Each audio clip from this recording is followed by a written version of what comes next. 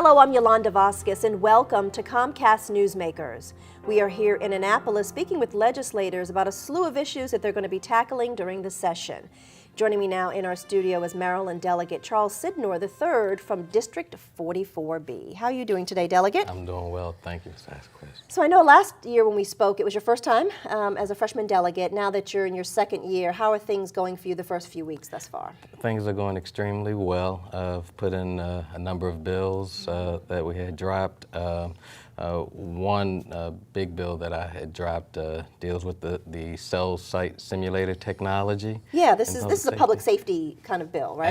Absolutely. This past summer, the Federal Department of Justice, they had begun putting some parameters around how the federal government was using these cell site simulators, which actually what they do is they mimic cell phone towers, and so when you get on your cell phone, it draws cell phone calls into this system, and kind of like a dragnet, and police are then able to use that information when they're looking for certain assets of theirs. Right, and so you want to stop that, the ability to do that? What I want is to ensure that warrants are used if law enforcement wants to use these cell phone simulators. So I want a judge to look at it, know what's happening, and ensure that warrants are used, bring it right in line with how the federal government has their policies, because the federal government made certain to say that their policy only affected the federal government, but not your local and state.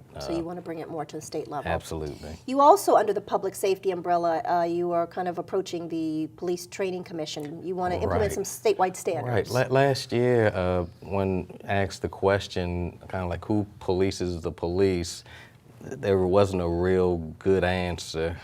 Each department kind of does what they want to do.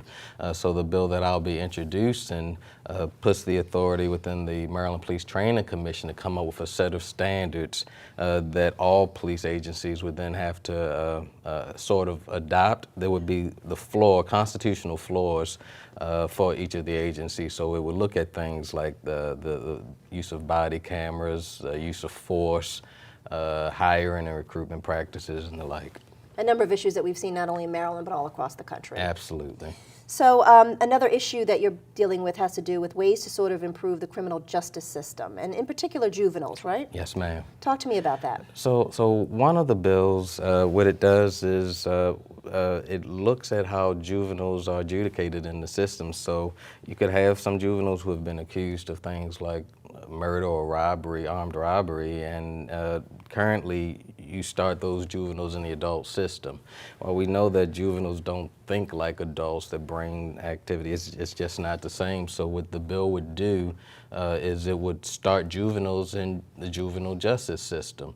And if the crime is heinous enough that it needs to be prosecuted in an adult prison, then the state's attorney would have that ability to waive it up to the adult system rather than automatically forcing and putting them in there. Right, and then having to waive them down to the juvenile system. Makes perfect sense. We've got 30 seconds left. Let's talk a little bit more about the area of minority businesses here in the state. Yes, ma'am. Two bills. One will look at ensuring that subcontractors are paid in a timely manner, so it would allow the state, if the subcontractors done what they needed to do, the state to then pay them, kind of going around the prime contractor who may not have been paying them in a timely manner. Okay. And another one just looks at the capitalization needs of our minority and small businesses. Well, you've got your work cut out for you for the rest of the session. Yes, ma'am. Delegate Charles Sydnor, thank you so much for your time. We appreciate it. I appreciate your time. Thank you. Thanks a lot. Thank you so very much.